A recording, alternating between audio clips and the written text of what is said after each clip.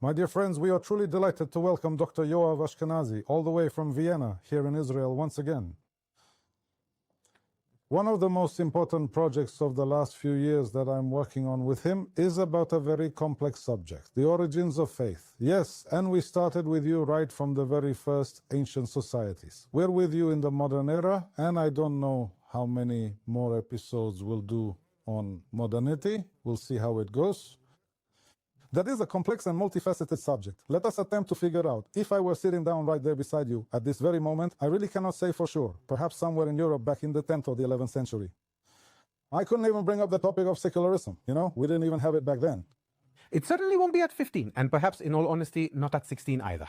That is true. But if I were actually sitting right there with you now in London, or perhaps in New York, maybe, well, everything would have been completely turned upside down. Is hard, naturally. Especially among intellectuals or academics. Worse than the view that belief is less sophisticated than atheism and that atheism is somehow natural or neutral is a narrative pushed by those very same groups. The assumption many people have because of this is that this is the scientific or the correct or the educated view. But we have to remember that intellectuals and academics are a community too. And as we saw in previous episodes, a perspective is a product of a community. But the question arises again, how is it possible that in the 1500s, or let's say the 1600s, in Italy, there was no way to live as an atheist or as a non-believer at all? And today, in New York, it's almost impossible to be a believer. And there are these bubbles where faith is taken for granted, like the Midwest in the United States, or just a few feet away from us. Or even Haredi communities that also exist in New York. Yeah, they're not big on faith, but what do you think? I don't think faith is the story there. I think the distinction between pure and impure and community rules is more what it's about. But none... It's like Amshav, yeah, where for them too, apparently tradition is stronger than faith itself. So we're talking about how we became modern. What is the change that made atheism almost the default in areas, especially the educated parts of the world, whereas in the past, faith was the default. And first, it's worth saying that faith, as we've already mentioned a few times, is not a claim about the world or a thought about things or the content of a person. Faith is a physical, visual, and mental way of being. It integrates these aspects. Now, yes, I think that's one of the distinctions you really explained to me that I hadn't fully grasped before, because I was looking at it in a modern way. That faith in reality isn't the kind of faith people talk about today when they say, I believe in something. No, it's the world. It's part of the modern condition that we've reached a point where faith in its broadest sense is treated as a debate. God exists, God doesn't exist, 6 days, not 6 days, as if it's a factual story and we're dealing with competing descriptions. But faith is not a description, and we've already talked about it and realized that it is a way of being more than anything else. It is a sense and a feeling. Because we saw that the body, the way, after all, the first ways humans think are physical, through dance and communal singing. So, how did we ever manage to become so modern? In this context, since we are process-based beings in time, we cannot sharply distinguish between the story of becoming and the thing itself. If we were like a clock, you could look at the clock's mechanism from above and explain how it was. You don't need to be told a story about where it came from to understand the mechanism. When a phenomenon is process-based, every process, like a core, conserves previous functions, much like evolution. The past is always lingering with us. It is not dead, but remains a vital part of who we are. However, it does not entirely define us. There is coincidence, there is originality, there are many things. But to understand ourselves, even Alex, when he says, who am I, Alex? He is telling a story about himself, or his family, or the nation, or the people, or us. That is our nature. So we ask who we are and how we became this way. And we can't distinguish between the questions of who we are and how we became who we are. Let's start with the unique characteristics of modernity and modern man, which until 120 years ago, no one had even dreamed of. I mean, there's something crazy about me coming here to explain to people that we don't have any way at all to put our finger on it. We feel lost when we talk about an enchanted world. Until 120, 150 years ago, it didn't exist at all. It wasn't there. There wasn't a single human group that didn't live in a shared world. Yes, that is precisely the one I require. Yes, yes. So the modern world or universe is very different. It is a framework of rules, an internal framework, where everything's explained through general internal rules. And these rules are valid everywhere. That's to say, the universe is uniform, it is mostly dead, and it is mechanical. It has mechanical causality. In contrast, in the enchanted world, there are many types of causality. This flower can make Alex fall in love with this woman, or the girl. This man can pour Alex a potion, and well, he could end up falling for someone else. And and there are potions that restore health. Blood of some, water with the blood of some saint. Yes, water from Canterbury that you have to feed Thomas's blood because it's just necessary. And then they cure everything. Look, you take acamol. You know what happens when you take acamol. You know, you can explain how the substance works on what, and also acamol is good for X, Y, Z. It's not good for everything. But it is the transition into modernity that leads us toward true rationality. Rational thinking, or for instance, you mentioned a painkiller, I can certainly explain that. There is a perfectly rational explanation for a simple painkiller. It's not a matter of rationality. It's a matter of you being able to explain to me what the processes are that acamol performs. Whereas here we have a potion that you can't explain to me. It has healing properties of its own. He doesn't do it by acting on cells or on units or atoms. He himself is a healing in every sense. He can also make you a better person, for example. The enchanted world isn't full of agents. It's full of people, really human-like beings. Every tree has a nymph, every spring a fairy, every flower a will, every fruit a personality, possessing human intent. They live in a shared, living, meaningful world, a world where everything speaks the human language. Modern man is a world of self. You can't reach me, only influence me. No one says, I was heading to work, but a tree asked me to water it. Nah, that's Harry Potter's gnome. That won't hold up in court. Try saying, a creature bewitched me. Come on, really? And it used to work. In the past, this argument needed addressing. Today, the consensus is the world is mechanical. Humans are partitioned, fortified selves with an internal space. Anything outside their internal prism doesn't count. Everything must pass through that filter. They choose their relationship with the world. Remember Descartes. He says, detach from all traditions, all you know and were taught, even your senses and math, from everything. Everything must pass through the prism of the self. He bases all his knowledge on the possibility, the impossibility of doubting that one is doubting, but he creates a barrier between himself and the world. He separates body and mind. He makes it possible to start thinking about an identity that you can change at will. These are things that didn't exist in the worlds before. So beyond humanity and the world having changed so much, the perception, the image of God or what lies beyond has also changed in a deep and fundamental way. Once God was within things, you could encounter him. Today, God is external. Whether you believe or not, he is absent. You don't expect him in the world. He doesn't reveal himself or act within things. He's a creator who made everything, sitting outside, watching, or perhaps not even watching at all. Society, once seen as a cosmic structure from the dawn of time, as noted in our early man episodes, is now an agreement. An instrument Alex, I, and others built because we share an identical nature. We want to thrive, act for our interests, and succeed. We need security. And so that is Hobbes. We shake hands, we decide to start a company, and with this one device, John Locke has already somehow built us the... certainly, but Hobbes started it and Locke finished it. And also Pufendorf and Grotius. There are a few, it's in the 17th century. And also, Luke, what he said, sorry for interrupting you, that our natural right to live is the natural right. Like, it's not included in... Yes, your fundamental right is to enjoy the fruits of your labor, to satisfy your hunger through the appropriation of nature. And that is an essential right. The right to property upon which Locke builds all your rights. Yes, notice, this everything is built on concepts like natural, neutral, and right and contract. This is the Old Covenant. In fact, Hobbes and Locke use the concept of the Old Covenant.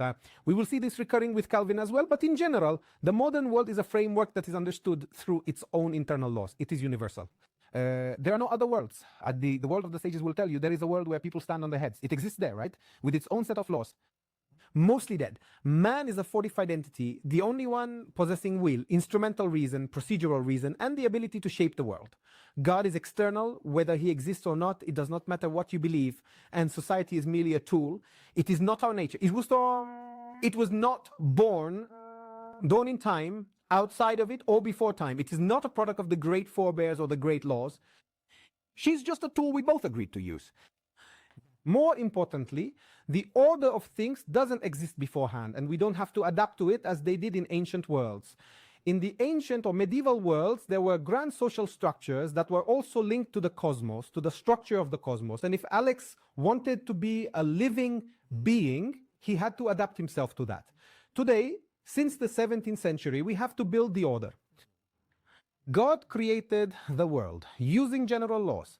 He gave us instrumental reason that knows how to manipulate them, and we need to create the right order here. This is called construction. And actually, in the modern age, it doesn't even matter anymore whether I believe in God or not. Because if we're sitting here together, and let's say I tell you I believe in God, and you say you don't, what's changed between us? Nothing. Nothing. It's a parody of a faith-based talk, not a conversation. That's already a political debate. You say I'm for party A, and I say I'm for party B. Everything became theoretical. That's what happened. The conversation became theoretical. I mean, you and I live the same way. You wake up in the morning, I wake up in the morning, you go to work, we have almost exactly the same values. That's the core issue between left and right. They're so similar, yet people won't accept how much has changed. So they invent fake conflicts. Today, you and I live the same way. What does it matter if you believe in Cthulhu, the giant octopus dino, or if I believe in the Almighty or in Jesus? Irrelevant. We live the same way. I mean, and this is also, by the way, a foreshadowing of the answer to modernity. What happened to Christianity is that it succeeded in creating a Christian society, and then it settled as a religion. The whole world lives as a Christian. The entire Western world lives in nuclear families, but that's not always the case. We'll get to that in a moment. What is the general answer to how our worldview has changed? When we speak of a worldview, we refer to the background imaginaries of life. They aren't claims about the world. They make such claims possible. They determine what we see as up or down, good or bad, truth or lies. What do we even consider meaningful? Yeah, what can enter our lives as something meaningful? Because a person who tells us we should implement this or that policy in parliament because God or Kant or Jesus said so is not in the world at all. That is to say, they are not in a world where anyone would argue with them. People would just say, okay, sit down. There's nothing to be done with you. You're not saying anything that turns any wheel in my world. The world is a system of games and gears that need to turn one another. The most general answer to how our worldview or our collective imaginaries have changed. She's religious brainwashing. Religious effort cut to at a certain revolutionary moment in the 1,000 years, or slightly less than 1,000 years, of the Catholic Church. First to Christianize itself, and then to Christianize the elite. The idea to we are going to define what it means to Christianize, and then to Christianize the entire society to make it more, it actually becomes a general effort towards civilization in Europe. From a certain point, once this civilization was achieved, many people feel, so they've reached a point where faith is just a claim about God, because nothing is left. They're already living a Christian life, just in the form of, they're just told that they just tell themselves it's neutral. I mean, it's human nature, yes, to live. Faith then began to align for a great many people, which created a unique opportunity to speak of the natural world instead of speaking of God, while conveniently leaving out the church's profound success, seen during the Reformation, the Counter-Reformation, and in later centuries in fostering a sense of civility and the practice of non-violence. 14th to 16th century society was far more violent than the Middle Ages. Despite equality, hierarchies persisted. As people became individuals, status was uncertain. Everyone fought to improve their standing in these changing times. אותה באמצעות האגרופים. כי זה זמנים של מה... They are always subtle, but by and large, the success of Christianity, culminating in the Enlightenment, led to secularization. Broadly speaking, the most significant movements are the Reformation and the Counter-Reformation. Other important movements are nominalism and science. We will discuss these, the Renaissance and the Enlightenment. These are, roughly speaking, Locke's natural law. That is essentially what we will be talking about. How did the worldview emerge that the universe is a system of laws and nature is a set of general laws? We will understand the human being through these laws. The human being is a creature that can actually choose and create their own life, and they must live a life of very, very strict, rule-governed ethics. And the most important concept, and perhaps the most powerful image, is the image of progress. Modern time is linear, not diverse. There are no high times, no old times like in old rituals. Everything happens in uniform time. By the 17th and 18th centuries, they began thinking we were progressing because of For us, it's like, it means a kind of evolution. What That I'm is spot saying, on. right? That we go from the simple to the complex and also from the bad to the good. Progress is always positive. Exactly. All happy families are happy in the same way. Every unhappy family is unhappy in its own way. This sentence opens a book. It already tells you everything about the book. You don't need to read the book. He tells you that evil is manifold, while good is singular. And development is a kind of uniform culture, a great, massive one, in the name of this progress that in the 18th century begins to see something that Europe achieved through civilized society, the economy, trade, and science that they were ravaging the whole world in the 18th century, destroying societies, murdering, torturing. I told you at one point the English started a war against the Dutch because they couldn't stand how they were torturing the Indonesians. It's not about anything financial. They simply find themselves unable to do so. It is not civilized. It is not even English. We need to talk. We need to tell the story. It is not enough to just say what we have said. We need to try to understand it. That is the influence of progress and linear time upon us. We have to create a story that is at least somewhat linear. But the moves we are going to talk about were not linear. They moved back and forth. There were always objections, objections to objections, answers, questions. It wasn't a linear move from religiosity to secularism. It was a move towards greater religiosity that integrated with a move towards civilization, creating a new religious world in the 18th and 19th centuries that fell apart once again in the 20th century. The revolution of the 60s and before that the world wars led to a complete collapse. And then the religiosity we live with today and our worldview were formed. In other words, there are actually two major revolutions here, as well as back and forth movements and counter reactions. We'll tell it. I've made a supreme effort to tell the story linearly, but we have to remember that there's something irresponsible about telling the story linearly. Luckily, philosophers don't have a reputation for being precise. We don't have an area of expertise. I mean, if you were to ask me what my area of expertise is, it's Wittgenstein, Iris Murdoch. Most people aren't interested, and that's fine. I'm no expert in history, sociology, biology, physics, religion, or literature. For each, someone has dedicated their life to a world within it. We're just regular people, amateur philosophers.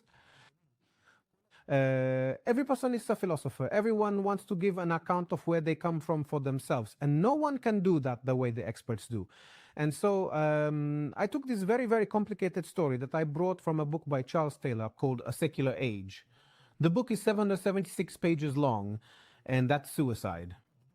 Senior researchers in their 60s admit to me that they can barely understand the book. I have killed myself over it on more than one occasion. And there is a price to telling the story this way, and whoever really wants to get to the will have to read the book and do their own research. So let's dive in. Our story begins in the 10th century.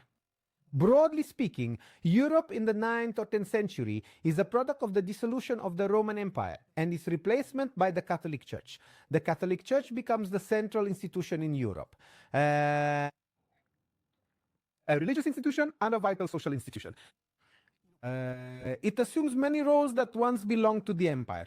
Germanic tribes live an existence similar to the tribes of Israel. right? They are somewhere between Paleolithic and Neolithic, wandering near the Roman Empire, living within its borders.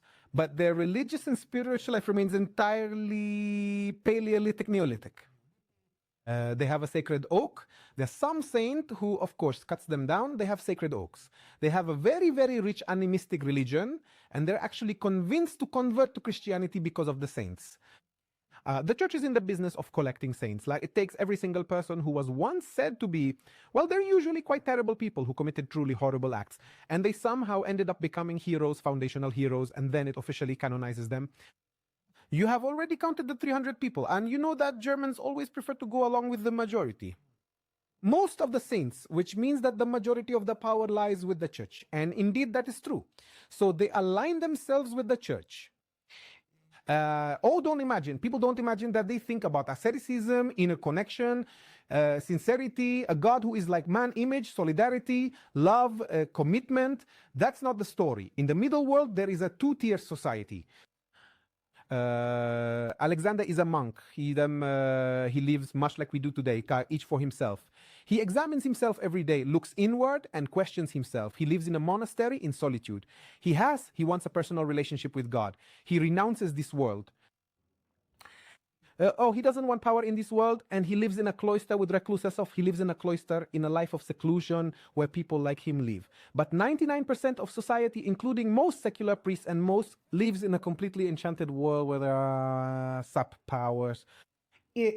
Look, everyone has to pay their price, right? That fairy gave you a dirty look, and now you have to bring her that potion. That woman has to perform this ritual so that your child won't be stolen by demons. I don't know. You already understand what I'm saying. And during the time of the church, those are the rituals of the great God. So we pay tribute here every day to the little folk and then live the normal lives. One lives within nature, cursed, enchanted, whatever you want to call it. And in the church rituals, we receive grace. We're basically getting protection here from both sides. We have both the non-church magic to protect daily life and the cyclical church magic that replaces the great cyclical rituals. Yes, the orgies, the carnivals, the rites of passage and renewal. And you're basically paying taxes to both sides. As a matter of fact, during that specific historical period in those particular regions, Christianity had not yet become fully established throughout the land of England. Yes, even in England itself, if you happen to recall those classic Robin Hood stories from that era, and the people still practiced their ancient local rituals, remaining faithful to their traditional local gods. And although Christianity was already present, the two belief systems simply lived side by side. Local gods are also absorbed into Christianity, taking on the guise of Christian saints, and then we have no problem. What happens in the 9th century, the big problem, is that at its core, Christianity has a statement. It's betrayal.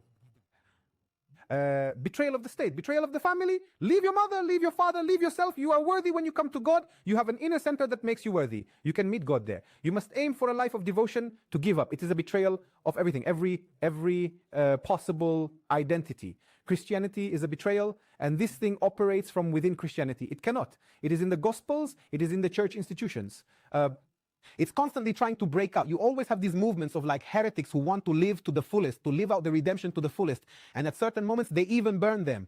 But this impulse, the Puritan one, this impulse to live a life of personal loyalty to Gamka Agad Dokitata, it's a fundamental Christian impulse that is at its core. And it even stems from Judaism in certain deep ways.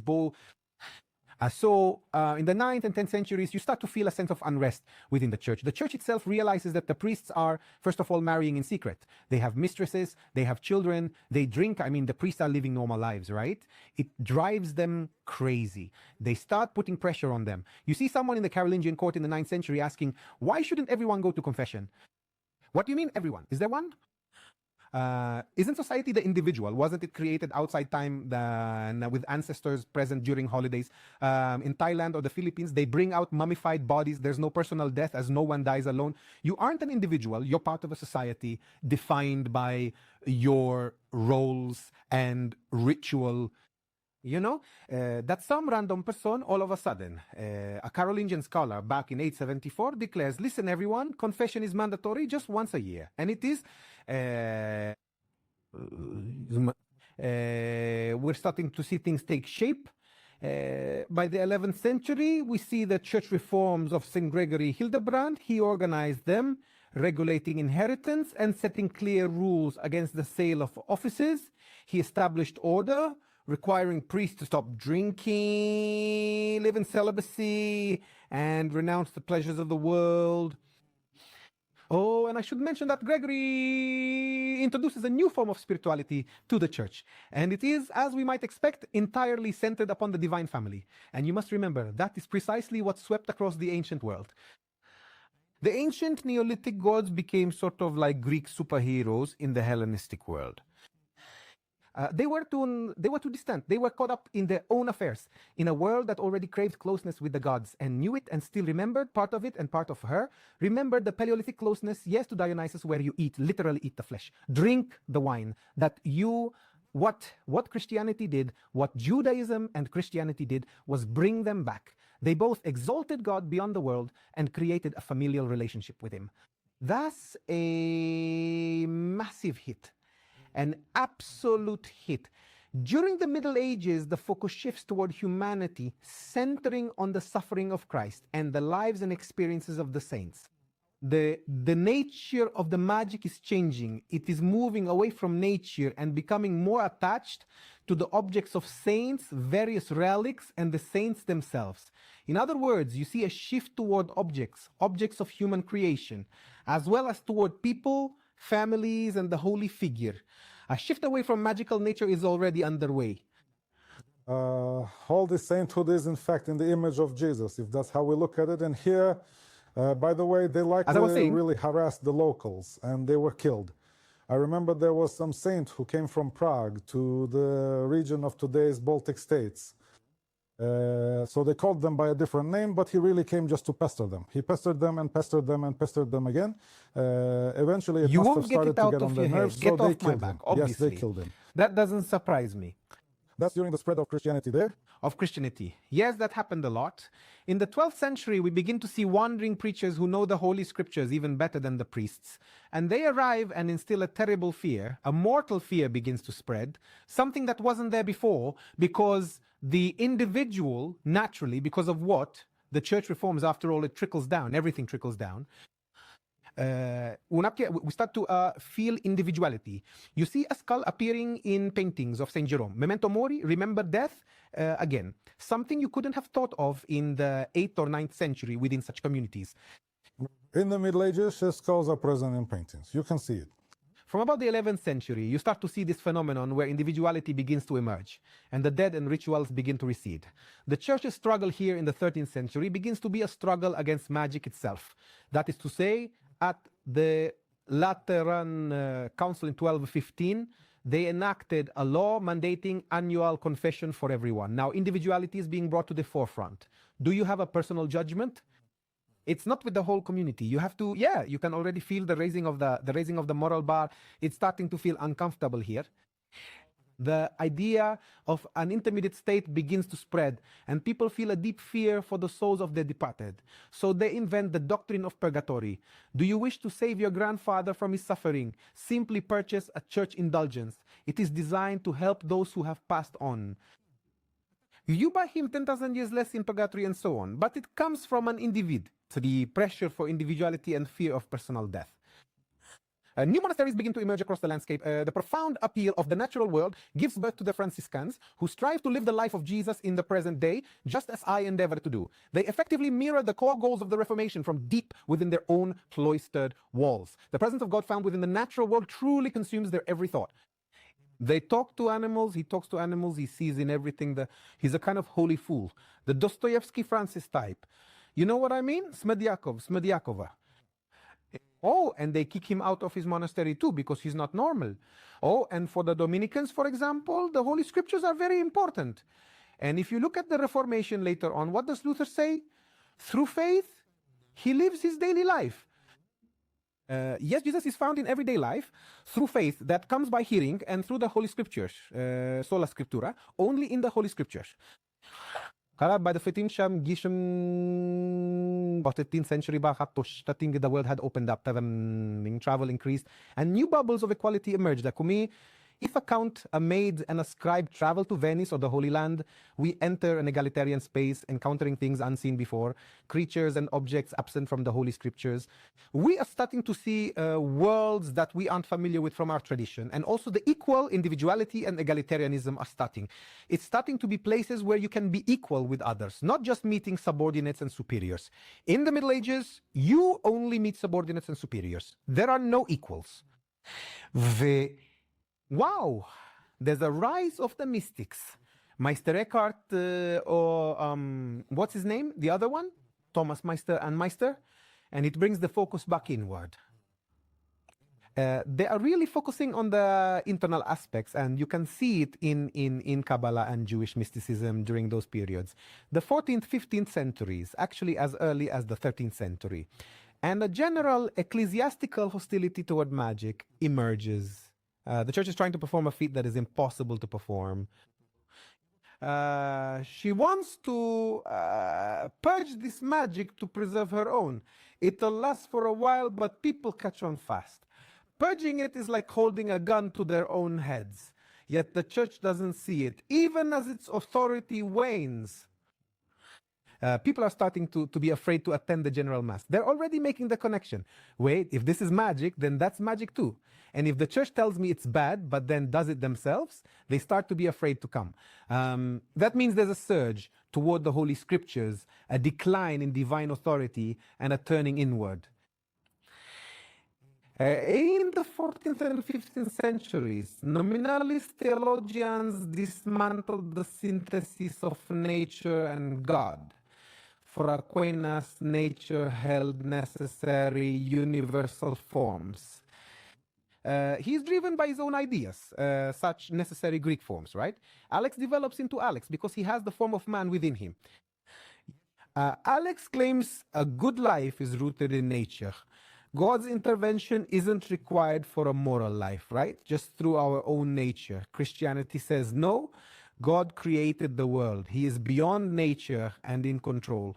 Nature cannot constrain him, nor can any law bind the one who made it. You need God for redemption. There's no such thing as without grace. Even for a pope, I think, they hold a council after he dies to make sure he gets into heaven. But no one, except for the saints, and even they have a council, gets in automatically, right? You need grace. Now, there's a conflict here. If Alex has his own natural goodness and can become good without God's help, then this goodness applies to God as well. God is subject to this human goodness. Nominalists are theologians. De aceea de asne, Aquinas gives me eternal nature and an omnipotent God, impossible. Either nature constrains God, or as Christians, they choose God. Yeah? So they are logicians. Ele aנשים של הסתכלות. Right? We're talking Franciscan descendants. Bonaventure, Duns Scotus, Occam. They say, con me, only one thing is necessary, God. Everything else is contingent. As Descartes suggests, God might play dice. He shifts things, making all regularity an illusion, like Plato's cave. It is everything. And if that is how we investigate nature, through observation, through an active approach, we try to understand what is happening, to formulate it through observations, and to express it in mathematical language. Does that remind you of anything? Nature becomes open to investigation, to empirical investigation. Nominalism, nominalist theology makes modern science possible. This is already the contemporary song that we are hearing. We are talking These about are the 15th already the century. undeniable signs of what is coming. And the Renaissance or early humanism, we're entering the Renaissance now. Seeing nominalists or Petrarch would have broken them. For them, the incarnation is everything. God is in all of nature, but they add the creative individual. They say that man, in the image of God, is the Platonic demiurge. They, in the domain of all the Greek writings that return all the Platonic image of nature, comes to them. They are anti-nominalists, of course, and they present man as an artist who can create nature through his own power. He essentially needs to make internal rational moves and from that create and manipulate things so that God is revealed, so that nature is transformed. In other words, there is a practical approach here, and man becomes a source of meaning in his own right. It is critical for the modern self that every individual becomes a unique source of meaning in itself, and Descartes is in fact the ultimate expression of this. Descartes essentially says the world is, as the nominalist said, extended substance. Descartes is a nominalist, he is the student. If we take Descartes, if we take the nominalists who present nature as a field that we study only empirically, where we cannot know what it is, but can only say that it is extended, that it exists in space, and the Renaissance, which tells us that man is the source of all meaning for everything, one must first prepare an internal rational method and then approach the things themselves. Combine the two things. You get Descartes positioning the individual as the source of all meaning, a soul that contains a divine idea, which through a return to this idea, to a self-idea actually, not even the divine one. There is a lack of coherence there, but never mind. We possess the capacity to distill the essence of our true selves, which remains fundamentally identical within every single person, and we can then discover and find the means to explore the empirical world, grounded upon the foundational premises of science. That is in fact precisely where we find ourselves. You are articulating something of profound significance right now. Indeed, we are laying the essential groundwork for modernity. No, we are at the very beginning. We are currently in the early modern period. But truly emerging from the roots of religion. That's very true. The Reformation and the Counter-Reformation are what fueled Descartes. And what happens in the 16th century is that there is already a shift. And the people are already living more in nuclear families, just like we do. There was a major migration to the cities, and technology had arrived. People are starting to feel more like individuals, as we said, with more control over their lives. A change in economy, goods, large-scale trade. They're just traveling the world, seeing things, and the political situation is changing. And in Germany, an Augustinian priest rises up, travels to Rome, and is shocked to see church magic everywhere. They're selling indulgences. What is this? Are you selling indulgences? True salvation is something that comes from within. He says, look, even Augustine says, are you people out of your minds? Is that really all there is to it? It's a matter of faith. It's a matter that requires willpower. It recalls Maimonides.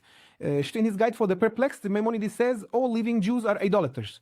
Why? Because they pray and think of God as a big man rather than as the active intellect. Agreed.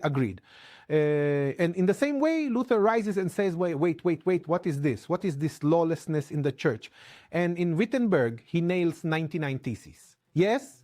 Through faith, through the Holy Scriptures, personal devotion, a disciplined life, and he creates an entirely new world. The church sends Dr. Ack to investigate him. They know how to drive you mad. I'm easy. I flare up fast. But Eck and the Inquisitor know how to break you. They grill Luther, running him in circles. Ultimately, it comes down to this. Is the church even in the Scriptures? We know it's just their interpretation. Peter and his keys, their whole story. But there is no church in the sense of this Roman structure, half Roman, half that. So Luther, and at this moment Luther can't. He has nowhere to go. Even though he knew how to do it before he became a total lunatic. No, he was also a very blatant anti-Semite. Luther tells him, no, there is no church in the Holy Scriptures, and that's that. And then comes excommunication. Ostensibly, this is a ban in the sense that Alex and Yoav could come and take Luther's children and food, and no one would protect him. Luther knows what he's doing. He has decided to support the cause of Wittenberg. The Reformation is fueling the complex power games across Europe. With so many German states, they all desire total control. The church weighs on them. Actually, people are thinking about the Pope. He is tied to all sorts of other powers in France. It is most convenient for him to have a local religion. The prince is gradually backing him. This is sweeping through German Europe from Flanders, then England and the United States. But those are more distant developments. And the idea is that from now on, religiosity is a personal calling to everything. If there were once high professions and low professions, yes, I served Alex served the priest served the king served God. Everyone played their part in the hierarchy. No, now every profession is sacred. All professions are equal. We all need to live the same way. The wife and children, there is value in the relationship with the children. There is value in the relationship with the wife. Marriage becomes sacramental. It becomes a value. In the Middle Ages, it was a compromise with evil. Since you need procreation, you must. In other words, you cannot overcome the evil inclination, sexuality. And living by the Holy Scriptures is extremely significant to them. After Luther came a guy named Calvin, who was much more radical. Yeah, Calvin says, look, my friend, God's reckoning with man overeating the apple is such a breach of contract. He thinks in terms of covenants and contracts. He's a lawyer, everything becomes legal and judicial metaphors. The breach of contract with God hurt him so much, Calvin says, that there is no way to atone for it. What he could have done was to become human and die for our sins in the afterlife. And the reality of this world is that there are very few people who are truly redeemed. They are genuinely pure. They have succeeded, clung to God from within, and live moral lives while the majority are evil. How do I know who is evil, who is good, and who is a sinner based on their success in life? It's more pressure on individualism, and it is the post-Calvinist ethic that builds America. But it is also foreshadowing. This is the foundation for what happens later in the United States. Exactly. But Calvin also does something important. He says we are all responsible for one another. Society is responsible for itself. This already expresses a palpable European need to organize and restructure the world. The world as a construction, and since nature has become a game of manipulation for everything our inquiry discovers and we must, using the rules and instrumental reason provided by Descartes and the nominalist and the Renaissance pop to the procedural reason, yes, that doesn't sit the systematic one that brings order and views everything as a tool for something else, having no content of its own. Through it, we are meant to create the new world. Now, throughout the course of the 16th and 17th centuries, there's a public sentiment on the now demands civility. Life is violent. In the Middle Ages, a man might grab his wife's breast at dinner and say, look how beautiful she is. It was acceptable. Then in the 14th and 1400s, they wrote, don't shove your hand in the bowl, bring a spoon, don't blow your nose on the cloth. By the 1600s, it was if you're walking with a friend and see feces, don't hand it to him. It was quite violent. There is a sense that we really need civility, and consider some of the things that, after all, the Reformation movement attacked every church ritual. She changed the entire religious ritual structure, making it more family-oriented, more communal. It's no longer magical, it's just a symbol. You aren't eating the flesh of Jesus, it's a symbol of it. In radical reformist groups, only community members who have received the Holy Spirit eat the bread. In other words, you need to have a revelation. It becomes very individualistic. The resistance to the church's magic turns into opposition, a massive attack on rituals among the Protestants, and in the 16th century, this begins to become a general approach. Both civilization and the resistance to violence and disorder, this impacts the great non-church rituals, the carnival, various rites of passage, various communal rituals of boundary setting, all sorts of things against demons, all sorts of things. It affects them directly, and essentially what happens is that time becomes homogeneous. Carnival is gone, and when the world began anew, turning order upside down. Beauty was called ugly, kings debased, fools and harlots crowned. Those times are gone, no other worlds, only a homogeneous, uniform world. This is a story from the 16th and 17th centuries. Now, the gap between the elites and the masses in terms of morality and their way of life is closing. The technical procedural approach, even in the 17th century, is becoming even more successful due to science. Copernicus's world appeared to be a world of general laws. Today we know it's more complex, and certainly Newton's as well. Yes, a world of rules, and it really reinforces this thing, this procedural approach where a person comes and needs to approach things, everything, in a neutral, cold, calculated way, to organize their attitude toward things systematically, and only then approach them from a perspective of reconstruction. It's becoming the recommended approach for everyone. That detachment of the warrior when he reached the age of 6, 7, 8, 9, when he was separated from the women, and he now adopts a more masculine, detached, distant approach. It's becoming an entire ideology that everyone is expected to adopt in every field. And in the 17th century, as you mentioned earlier, Locke, Grotius, and Pufendorf also join in. They take Hobbes' concept of the state and essentially create a picture where the state is merely an instrument for promoting the security and success of individual agents and their natural goals. Now, there is no difference between Yoav and Alex. We're reducing Yoav and Alex down to their most fundamental general motives. See, both Yoav and Alex don't want to be killed or have what they have taken away, security, and both Yoav and Alex want to prosper and succeed in the world, finances, kids, a wife, I don't know, whatever. But that's it, and that's it. It's a refinement of the person, a refinement of good character traits, and from now on, actually,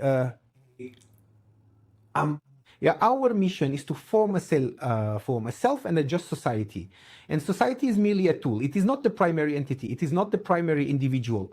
You, on the contrary, it is a function of individuals who choose freely. You hear it a lot at protests. They tell you there's a contract with the state. Well, that's the picture.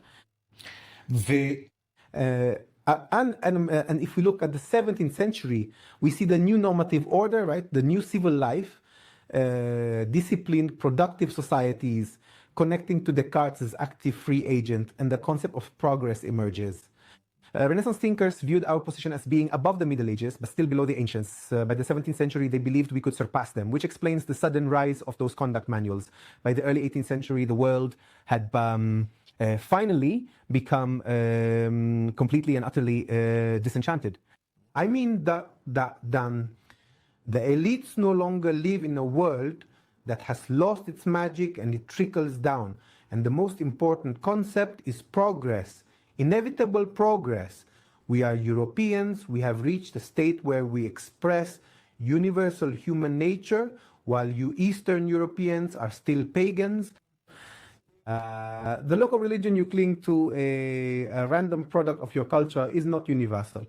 Only a truly enlightened education holds any real significance. We will show you the Slavs and the Irish are the outcasts of Europe.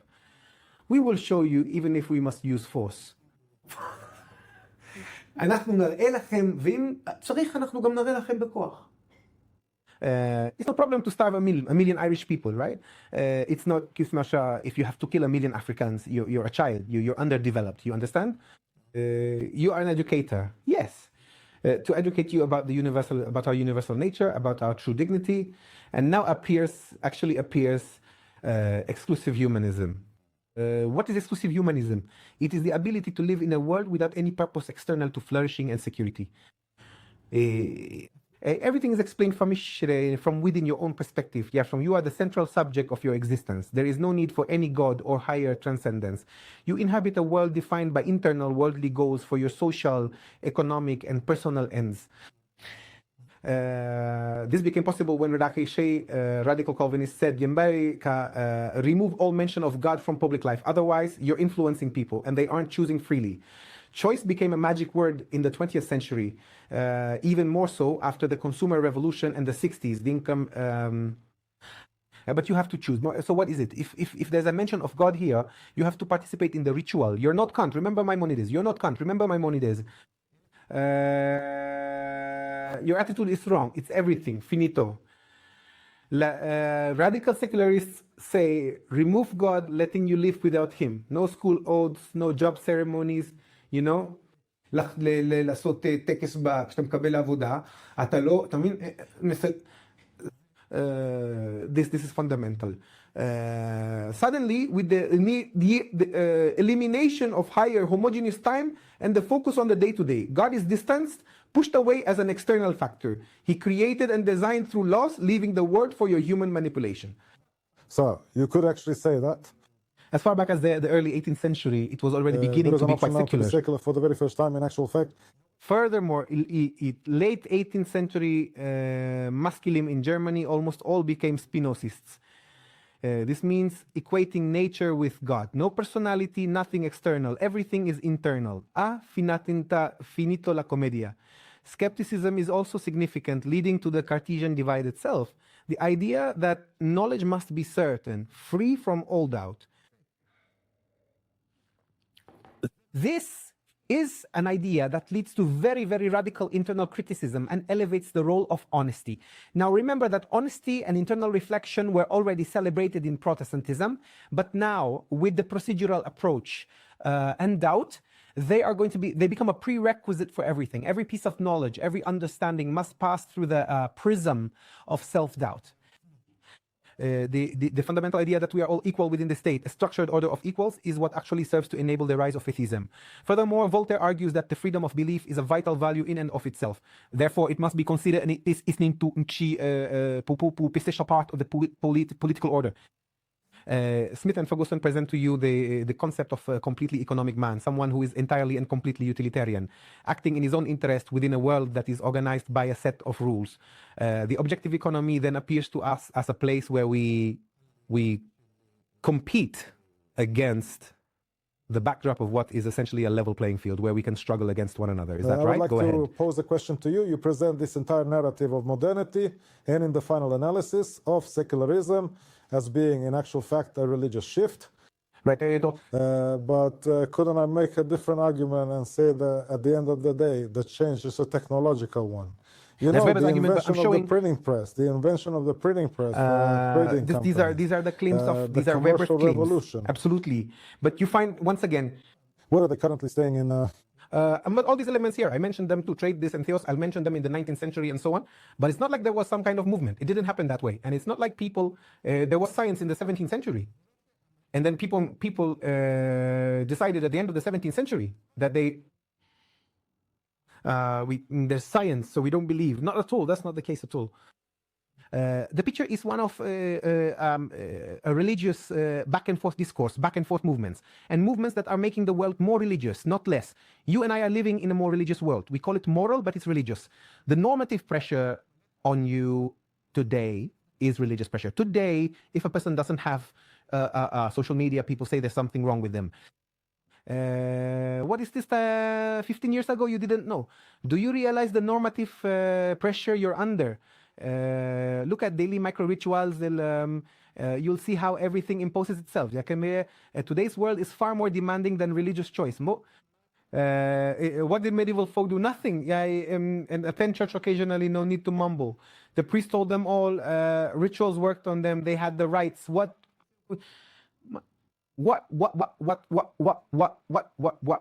kind of morality?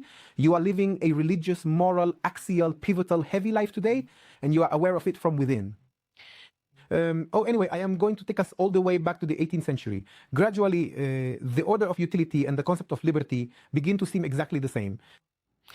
The detached approach inverts general ethics. The rational agent strips the world of its mysteries. He is no longer afraid of magic because he is protected by his body and the mind is detached. Death begins to appear as a reunion with our loved ones, Luca Mishpat. And gradually, many Protestants are starting to feel that the social exterior is unnecessary. What do I need this external God for? I have society, I have the world, we're all civilized now. Why would I need it? And then it is essentially realized through removal. It is the culmination of disenchantment. God is placed outside as a free, rational agent, and he is modeled in the world by the human, the free, rational agent. Nature undergoes objectification. Life is seen as progress. Ethics seems like following rules and internal withdrawal, and the rational God replaces the divine. And at the end of the 18th century, new religious forms also appear. Protestantism, evangelicalism. They prioritize the focus on character, demand constant self-improvement, living according to the Gospels, and the atheistic possibility breaks into the world. Back then, we saw intense struggles. Proponents of progress and science supported slavery as natural, citing Aristotle. Meanwhile, evangelicals argued, no, man was created in God's image. That cannot be. And also, as we said, they are removing any reference to God from the public sphere. This doesn't happen linearly, as we said. It happens in a back and forth motion. And the idea is that there is a deliberate effort on our part to transform the world, society, and the individual. It's not something that happens to us naturally or neutrally. Rather, we have strived to live according to the demands of the Gospels and to create a civil society that embodies the values of the Christian axial revolution. since we made the effort, we created such a world. There's no world where we've broken free from religion into scientific rationality, as Fraser or Strauss argued in anthropology. At the start of the 19th century, let's end our conversation there. How much time is left? Probably another minute. We need to check. I think it's been an hour. Never mind. Excellent. You see, in the early 1800s, belief in progress peaked. The world seemed to be nearing perfection, or perhaps already there, depending on your optimism. Yet there's a counter pressure, a sense we've lost our human gravity, living on the surface, disconnected from deep emotion. The world seems flat. Life is starting to feel meaningless. As nature lacks magic. And the great human ideals of heroism and success seem like something lost that can never be reclaimed. And the world feels mechanical. The self starts to feel isolated from society, empty and insecure. And it's cross pressures, pressures from different directions. And it exploded in the 19th century into a nova effect. We are going to cover the rise of evangelism, romanticism, personal spirituality, and the growth of atheism. This effectively maps out these new positions, which Charles Taylor refers to as the Nova effect. Following that 19th century explosion, the 20th century witnessed yet another profound revolution. After the Second World War, the 60s sparked what Taylor describes as a supernova of diverse spiritual and secular perspectives. I think that is going to arrive sometime next week, because the world has been completely drained of all its magic. We have been disconnected from, just like you said, today we talk about faith as if you want meat. No, it's like and a political conversation. Exactly. Who are you voting for? Oh, I'm voting like this. By the way, that's also the problem. The political has become detached from the social and the personal. It's also a deep-seated issue that we think we can talk about the political in and of itself. No, everything here is tightly connected. I mean, and I won't get into giving examples. Sometimes I do, but the problem is this detachment from the things that protected us from all the entities and gave us confidence in our rational power. It also emptied us of meaning and our natural connections. There are no more virtues. All ethics are becoming utilitarian, right? Or Kantian. Well, you establish one good principle, derive things from rules, and talk about managing situations. I mean, we're no longer talking about building personality, building society, or building character. And by the way, even in politics today, no one says what kind of Israel or what kind of Israeli I want us to be. And I want them to be this way or that way. So vote for me. No, they say, I'll bring you a better economy and better security. There's nothing else, nothing zero. And today you can't propose a policy because it's good for the elderly or for children. You have to justify it in terms of GDP. This is instrumental reason, where we have reached a point where no ideal has any substance anymore. Everything is measured in terms of... That is already a distinct form of postmodernism. Wouldn't you agree? It's not about postmodernism. Well, I swore today not to talk about postmodernism. Exactly. I don't know why it's so. How did you get to? I mean, why is it so? I mean, postmodernism isn't at all. After we're discussing much larger processes. Postmodernism is quite minor. Yeah, it began in late 19th century Vienna. Think of early Hofmannsthal or Zweig, focused solely on aesthetics, ignoring the world, valuing only internal beauty with no political connection. This is an insular, postmodern, extreme romanticist reaction to a culture that has become more generic and more instrumental. I'm not impressed. I'd like to touch on the ritual, if I may, because you really did establish quite a reputation for yourself during that time. And I didn't make a big name for myself. You did? Researching and studying rituals. You've made a name for yourself. You and Zvi Razon. Wait, I don't need to argue with new immigrants. I'm not arguing with anyone. Let's discuss ritual. I'm trying to grasp in this shift to a secular world, right? Rituals don't just vanish, do they? There must be more to it. The great rituals are indeed disappearing. We don't have a real carnival. Purim is like that. We don't really have a situation like, say, 17th century Vienna, where the whole city turns into something else for 3 days and people act out scenes from the windows and everything is and drinking and a completely upside down world. There is absolutely nobody here, you know? We don't really have we have sports. We'll talk about it. I'll bring it up next time. We have sports performances, all these micro rituals, because human life is built on them. If I don't shake your hand, say hello, or use a certain tone, I mean, it's all.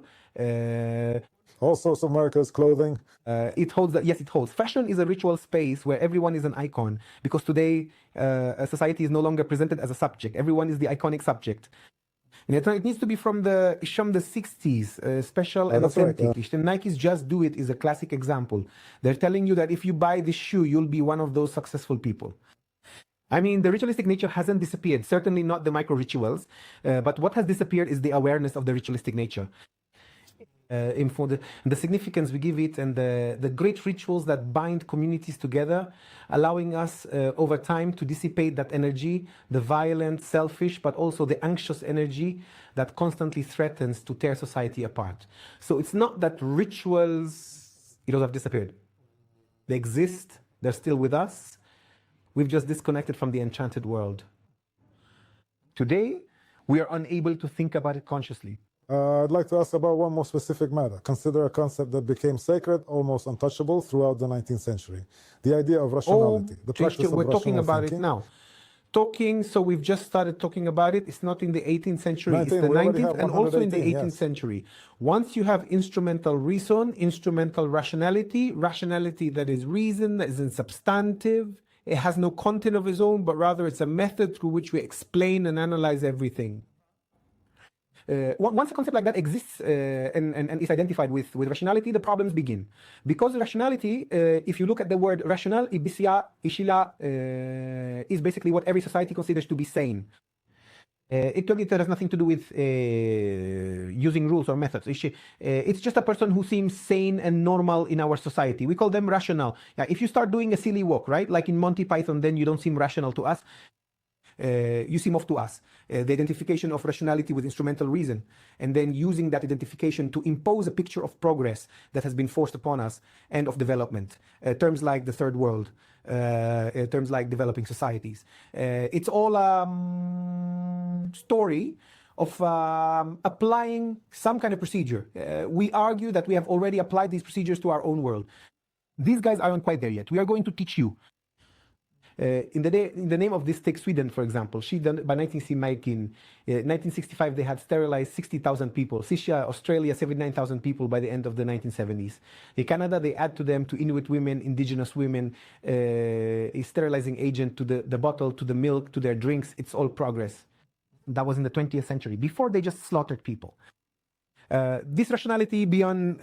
it does great harm in this context, but it also creates a kind of detached and impersonal approach to the world, as if this is the proper approach. And all of this is also presented as masculine versus feminine, brave versus cowardly, mature versus childish. But that's already the 19th century, and we'll get to it next week, God willing. Yes, okay, fine. I won't jump ahead. I also want to talk about ideologies, definitions. We'll be there. It's next week, 19th, 20th centuries. Ready? All right, Dr. Yoav Ashkenazy, thank you very much. Thank you very much. You are truly an Israeli researcher. I think you have really contributed a lot over the past year to all Hebrew speakers, at least, both in Israel and abroad. A truly very interesting researcher from Vienna. Thank you very much. Thank you, Alexander. Guys, you know I am in a really tough spot right now, and in order to keep this project going, I need you to do something that will take 2 minutes, but will allow me to continue my work. Please click the links below and become a patron of the channel. I want to thank you all very much for your support.